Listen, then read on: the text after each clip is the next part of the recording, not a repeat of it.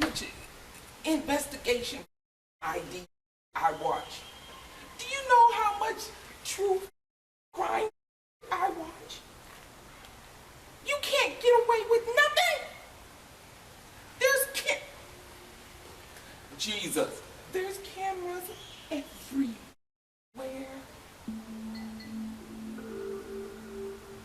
My child is smarter than that. Our teenage years are known to be turbulent. They're marked by young love, heartbreak, testing boundaries, and keeping secrets. But how does the saying go? Two can keep a secret if one of them is dead? Oh my God.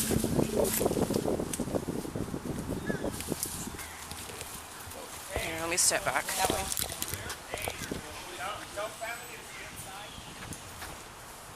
Can you guys go back inside for me? Thank you.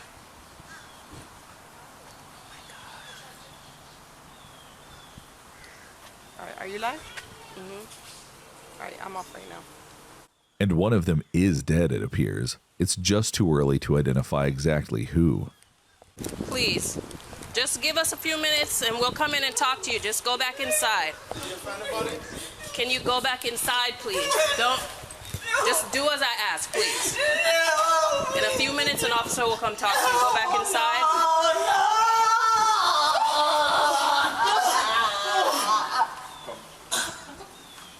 Can you just, please, take her inside. Go back in your apartment for me, please.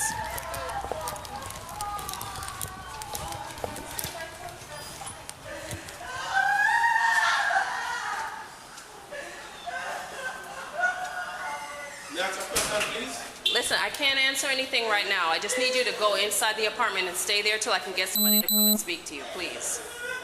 I'm just wondering. Listen, what did I just ask? Just give us a few minutes and somebody will come and talk to you. Just give me a few minutes. Go ahead and go inside. Got some blood right here, okay? Okay, go ahead and go inside for me. The search for a missing teen might be coming to a close outside an apartment complex in Broward County, Florida. 18-year-old Dwight Grant, who friends and family call DJ, should be gearing up for a homecoming and graduation when he suddenly disappears on a Sunday in mid-October 2021. Grant is a senior at Miramar High School in Broward County. And while a bad case of senioritis isn't all that uncommon among students in his class, when he doesn't return home and misses school the next morning, that's when alarm bells ring. I have anxiety and depression, so like he would check. He has anxiety? No, I have Okay, so he would check on you. Yeah. Do you know the girl that he's talking to or trying to talk to? No. No, does he have a girlfriend? Not to my knowledge, no. No? Okay. All right. So you haven't seen him? What's up, man? No, everything good? Okay. All right. Okay. Thank you very much. Okay, so you haven't spoken to him since. Is this his behavior? Like, does he do it? He's a good kid? He's a good kid. He doesn't drink. He doesn't smoke. If he goes out, he has a plan. He goes out with his friends. He calls literally all of us all the time to let us know, like, what's up, how you are. Okay. All right. In the morning, at night, make sure I'm okay. Okay. Same thing with these kids. Have they seen him? Let me speak to them really quick. Grant's friends say he's a gamer. He doesn't run around town getting into trouble. He doesn't drink or smoke, and he certainly doesn't disappear. His friends, along with Grant's family, spend Monday handing out flyers and searching for him on foot. By Tuesday, police are canvassing the area near Sherman Circle North, a Miramar neighborhood residents describe as peaceful. Or it used to be peaceful, until around 2 p.m. on Tuesday, October 19th, when they find something in the bushes. It's a body, and not just any body, but a body belonging to a young man. Young enough to be a Miramar High School student? Police aren't quite sure. What they can say, almost for certain, is that Broward County is about to investigate a shocking homicide. Police find the body hidden in some bushes outside the apartment complex where Grant lives. The victim's body might have been easy to miss, that is, if it weren't for the blood-stained sidewalk leading investigators right to him. There are 4 detectives on scene, They convene around the body and engineer a report containing what they know so far. A young man was killed. His body was discarded in the apartment complex's landscaping, and he had suffered what appears to be 2 stab wounds, one to the neck and one to the chest. And when they look closely, they notice something else. The unknown victim is a perfect match for the description Grant's family gave police. But it's too soon to make an identification. For now, police block off the area surrounding the body and begin processing the scene for evidence. Aquí abajo. Sí. Ahí abajo del stairwell que está ahí había mucha sangre, and you can see that probablemente están tratando de limpiarlo. Hay una cámara aquí, hay 2 cámaras aquí, y hay una cámara en esa esquina donde lo tiraron. Sunday. On Sunday, he went missing Sunday. So go around in the middle, go up to the 2nd floor, and put it across. So there's no one goes down the stairwell. Okay. That way. So we got that and that. Crime scene tape, crime scene log. Let me get that started. Whoever, if somebody pulls the video from the place, I already have some kids Where's your car at? right here. Okay. I just so need to see who was there doing it because they're probably the office. The office. Back at Miramar Police Headquarters, tipsters are already starting to show up in the lobby and offer information. One woman wants to share what you might consider borrowed evidence, her teenage niece's group chat. Can you just give me a brief rundown? I'm so sorry. Of what's going on? Yeah, because I know I only know I've seen on the news that they found a body over by Sherman Circle, and they keep showing the picture of the kid that goes to Miramar High, saying they can't guarantee that it's him, basically, blah, blah, blah. Okay. But on my niece's phone, all the texts are coming through that they're her friends. There's people from school there, and they know it's him. Okay. I don't know if that. I don't know unless. No, I I'm just understand. assuming that it's him because of what. So did he speak to a detective or anything like that? No, I haven't spoken to anybody. I just came here because my niece was telling me that she had got these texts from this girl yesterday from the modeling, and she said it was the most traumatizing day of her life when she seen him yesterday, which would have been Sunday. Yeah. So in my mind, 1 and 1, I'm not saying she did anything, but I'm not saying I can't come here and not show you either because she more than keeps once saying tells everybody in the how many modeling people she's group killed that and she's in a gang, which I mean, and it could be just to be, look Tough. cool or to be tough. But you never know. It's like you and the don't same know. thing. I don't want the text messages here. I don't want them to just- show my nieces. I don't want her.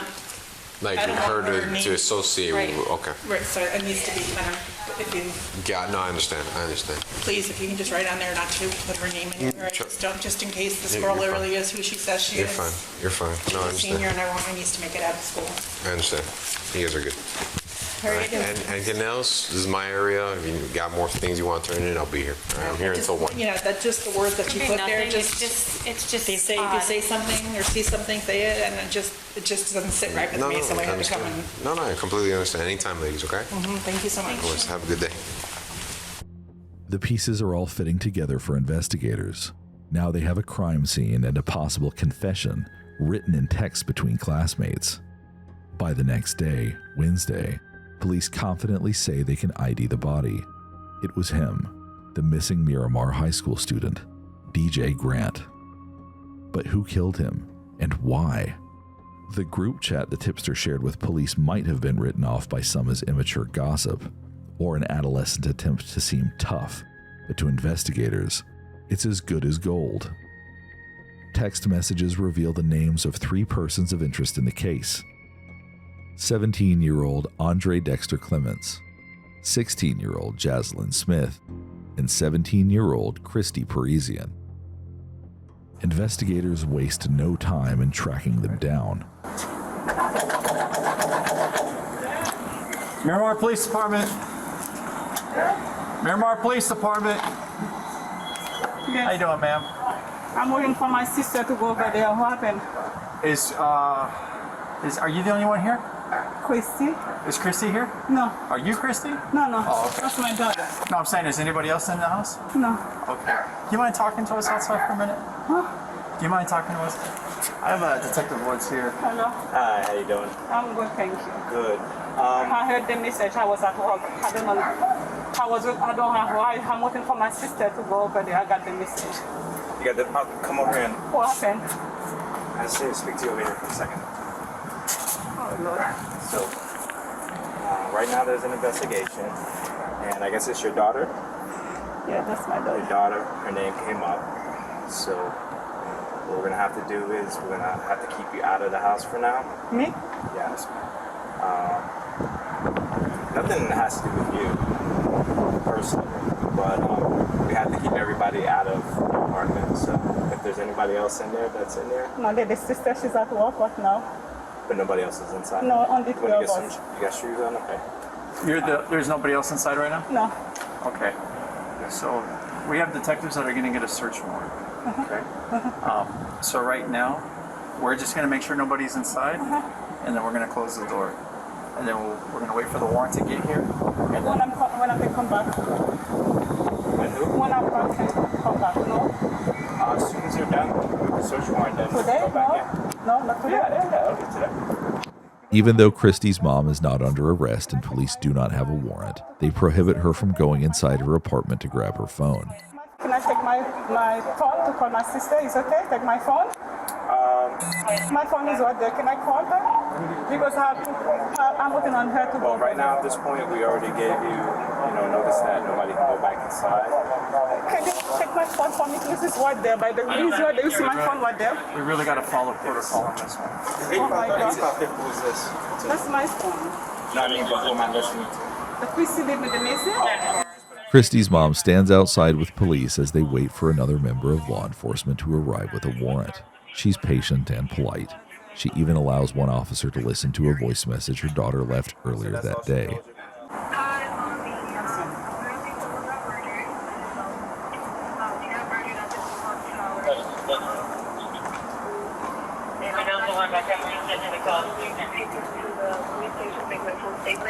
I'll be back home, and I will have my phone, so they took my phone.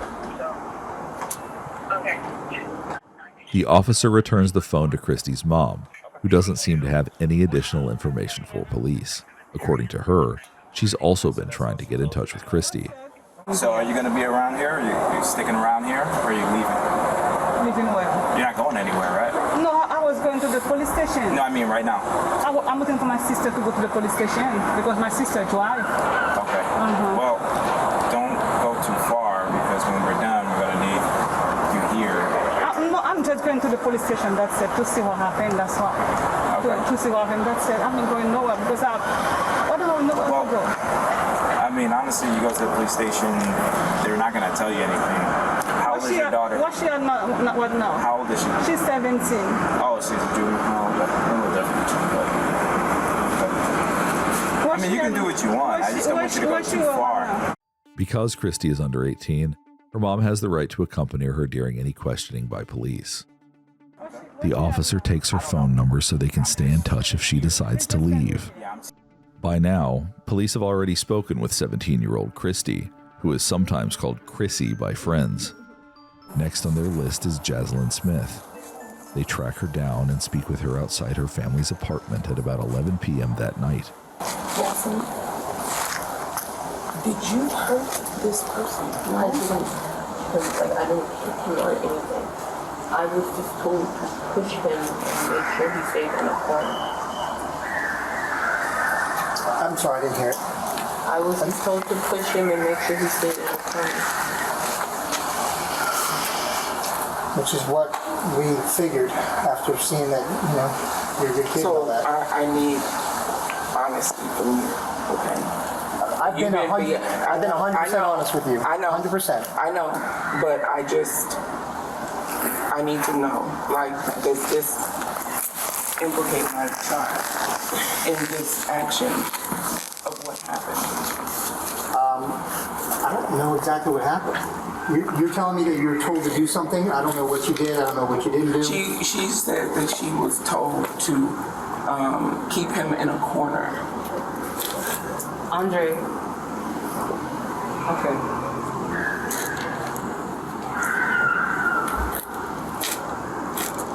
Andre told me that somebody had pissed him off, or somebody that was messing with somebody else's girl or something.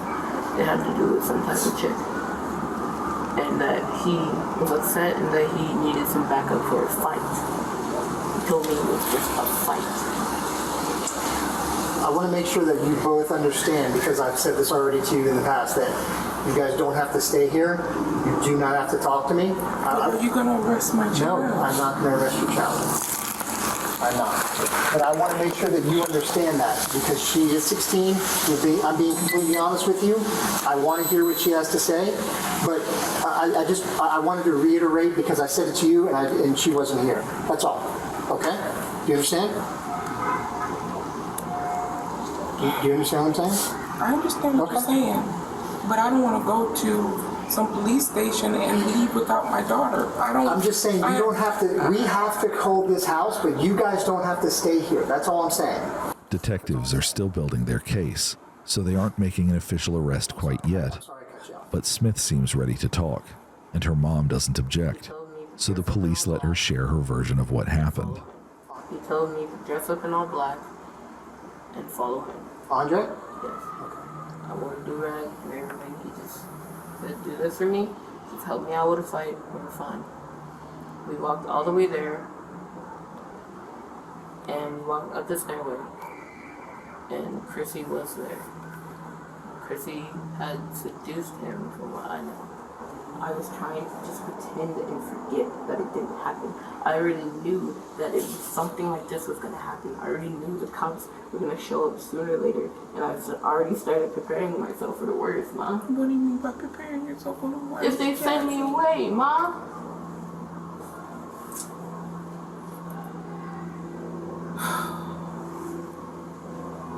Because by everything I've already said, I'm an accomplice, and I know this, but I'm sorry. Come here. I can't. Come here.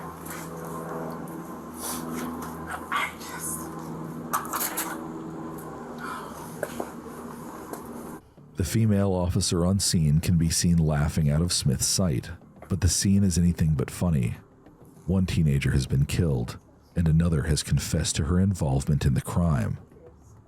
Smith has also given investigators a motive and the name of the mastermind behind it all: 17-year-old Andre Clements. Did you know that your personal data is being harvested and sold online by data brokers? Anyone can buy your personal details. When this happens, you're at risk for a whole host of things like identity theft, becoming the target of phishing scams, potential stalking, and honestly, a ton more. And that's why I'm so happy to tell you about our sponsor, Delete Me. Delete Me helps keep your personal info private. I use Delete Me, and honestly, it's crazy what I found. They found 1,047 data brokers with my personal information and very quickly removed my data from 215 total listings. Doing that myself would have taken me a full 8-hour workday. And they're going to keep monitoring the sites for you to make sure your info doesn't end up back on there after the first removal. Using Delete Me has given me peace of mind about my family too, because if someone buys your data via a data broker, they can see info about your relatives too. So right now, you can get 20% off Delete Me and protect your personal data.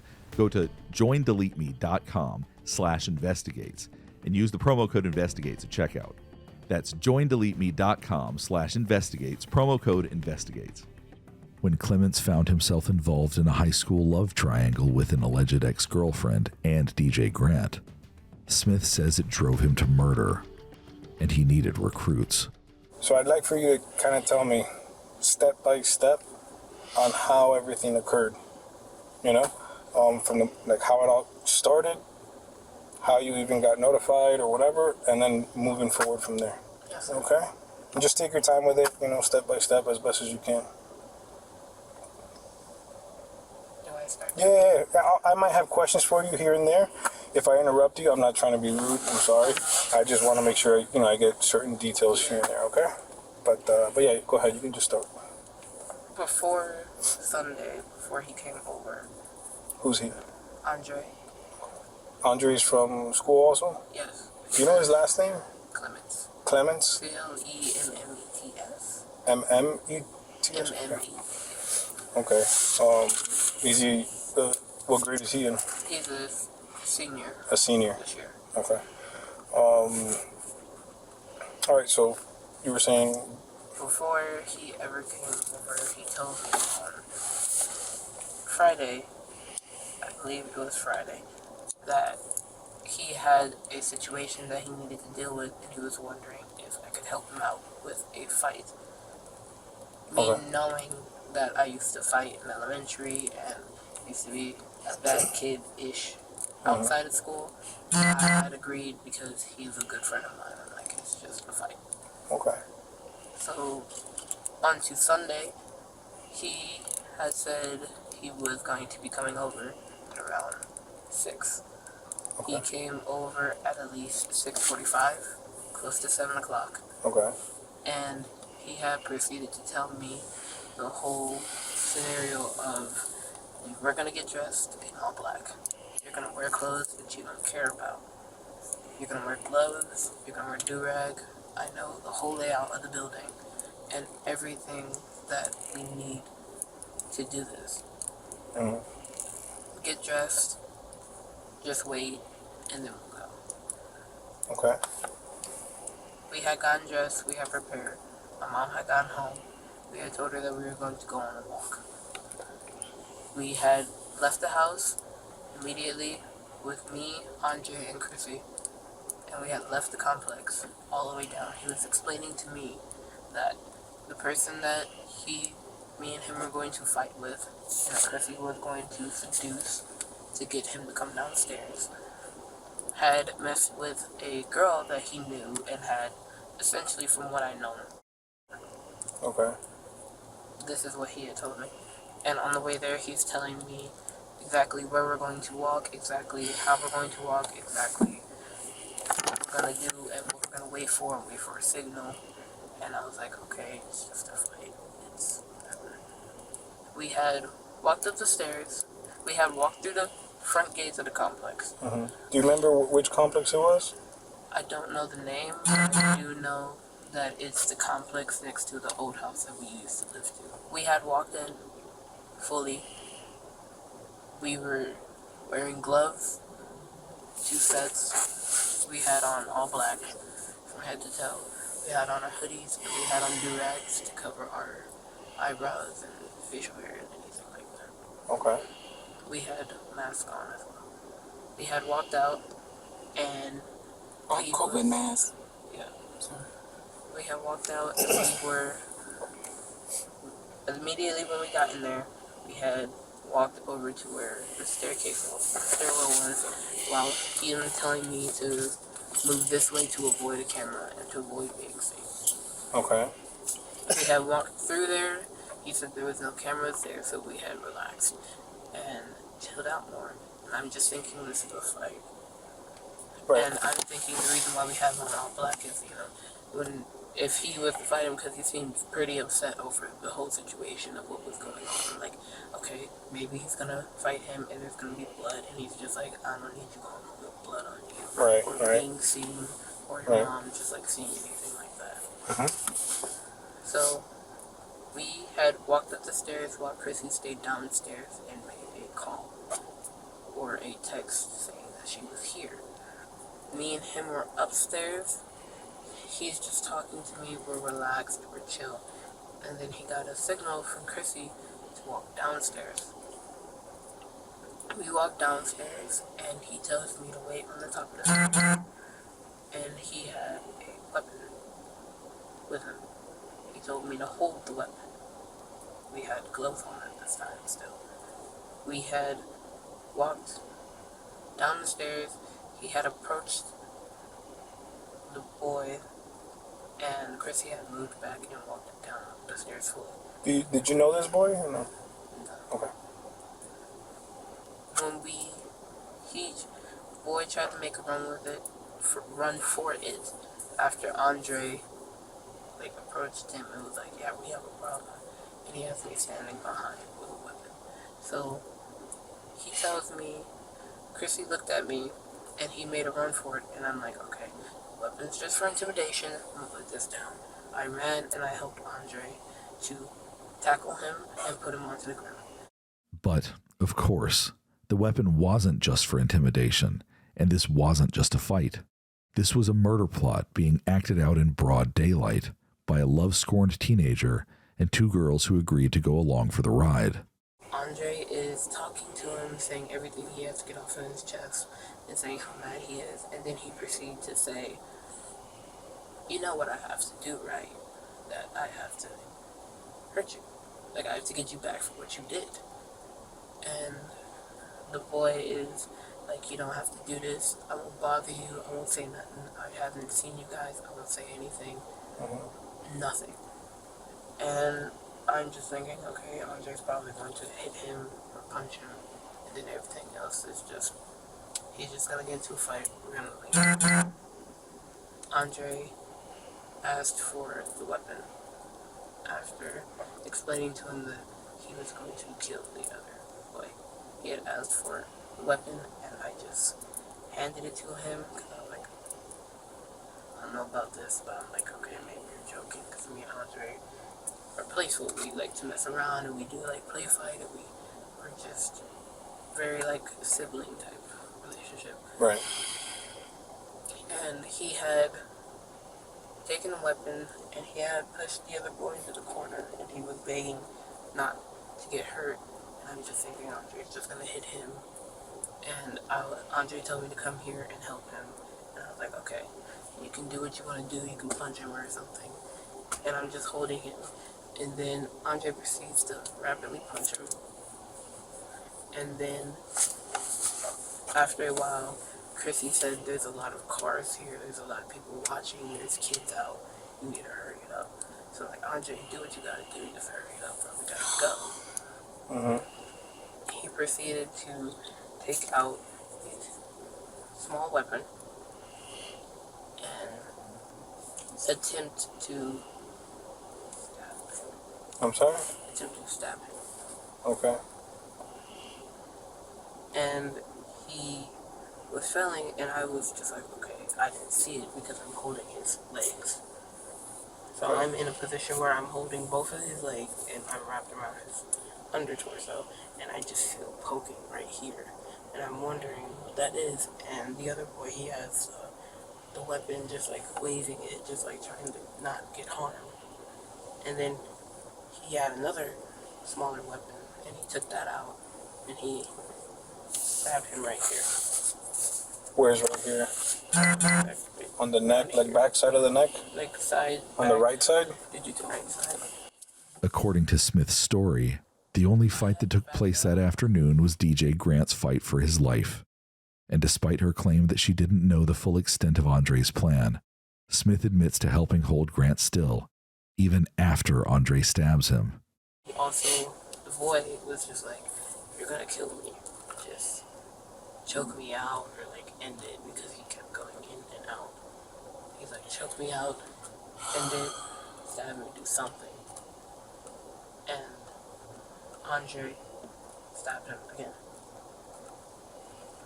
And he had told me, and Chrissy, he had told me to get Chrissy and get cleaning supplies.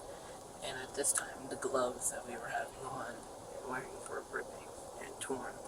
And I was getting nervous, and I was getting scared. And I wasn't showing any of it because I'm just like, I don't need, if I show this, they're gonna know that I'm like, I can't do this, and I'm like freaking out. So I'm like, I'll do what you say. I didn't tell them this, but I'm like, I'll do what you say. It is what it is, and whatever happens, happens. It is what it is.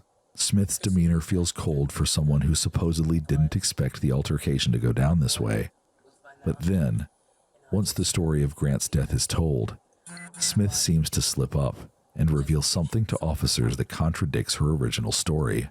So I had helped Andre move him a certain direction under the cameras, under the one camera that we saw right there, and into the bushes. And at this time, we both had not eaten, we both were exhausted, so he's like, push me back here into the bushes and just leave him there. We'll figure out what to do with him at a different time. And I'm just saying, okay, because prior to this, he had told me that this was the first person he had ever killed. Prior to this, he had told you that? When we were at the house, when we were just talking about the whole plan of what to do, what was going to happen, but he never told me that he was going to kill somebody until at this time. Like, this is the first person gonna leave it here. I'll ask Chrissy. We're gonna leave.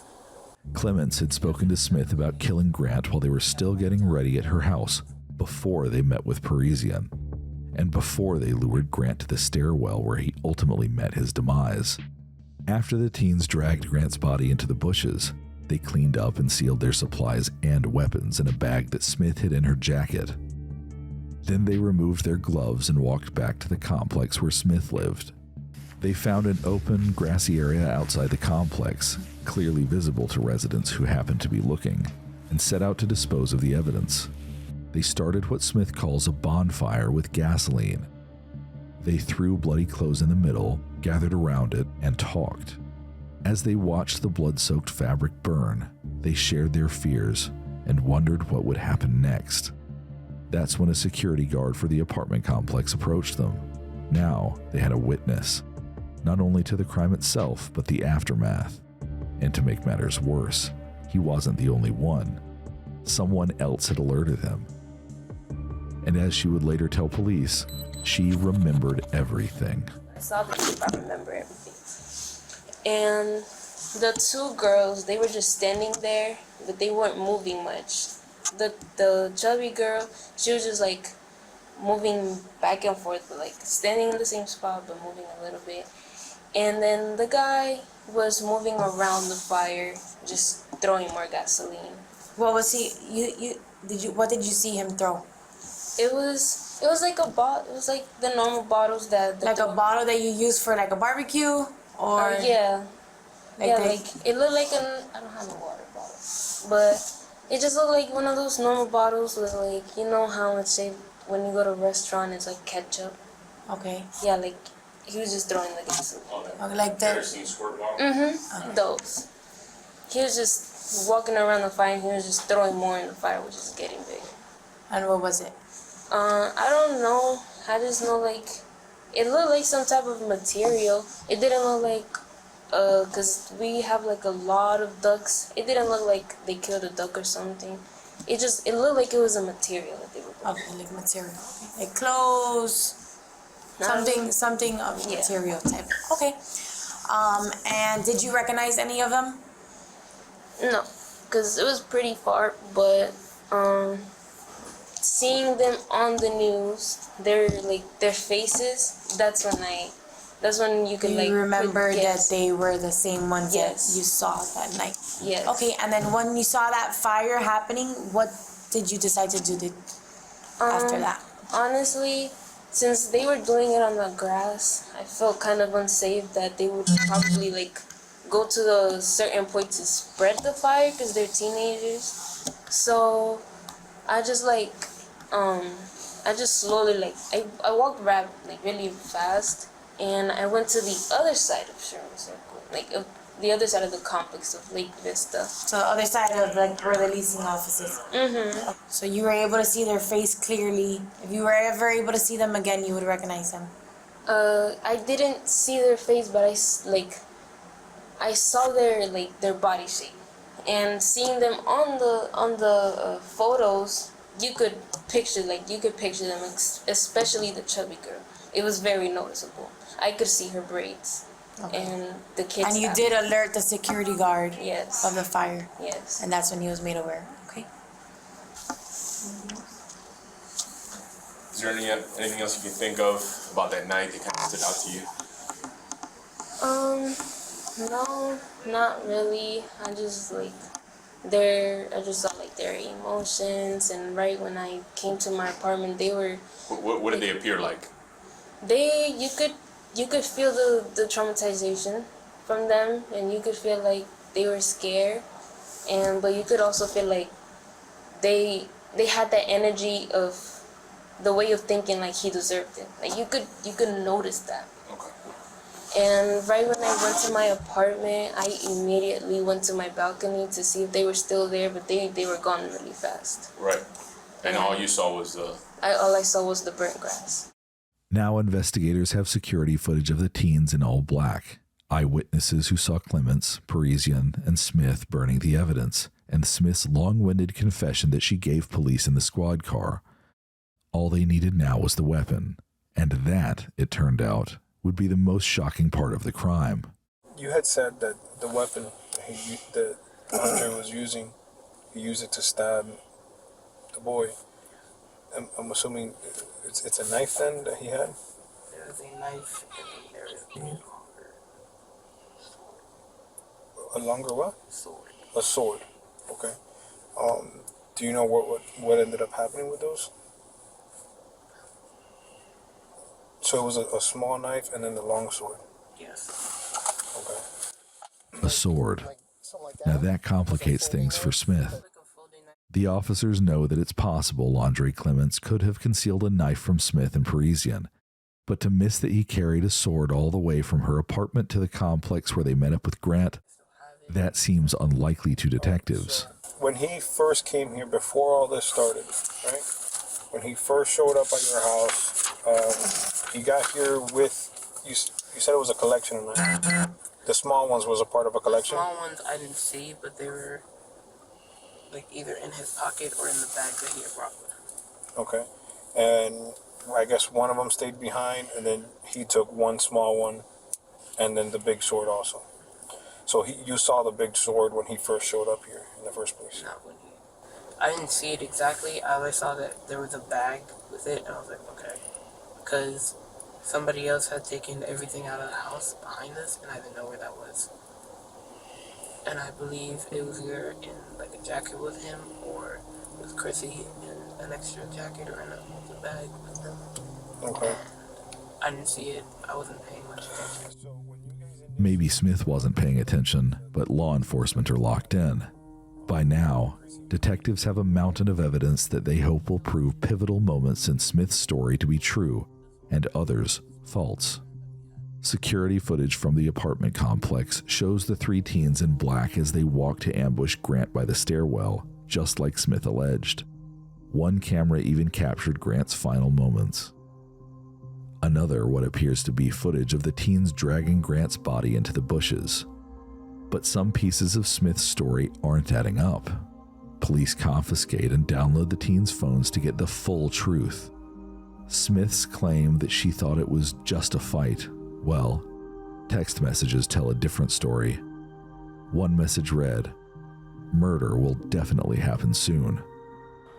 Within days, police detained Smith, Parisien, and Clements. All three teens are charged as adults and receive the same charges of tampering with evidence and conspiracy to commit murder. Smith and Parisien are also charged with murder in the second degree. Clements, who authorities allege orchestrated the killing from the start and drove the sword through DJ Grant's chest, was charged with premeditated murder in the first degree. Smith and Parisien plead guilty and are sentenced to 25 years. After their release, they'll each serve an additional 10 years probation. On February 18th, 2025, 20-year-old Andre Clements pleaded guilty to murder, tampering with evidence, and conspiracy to commit murder. He was sentenced to 40 years in prison plus lifetime probation. NBC Miami reported that the presiding judge left the courtroom in tears.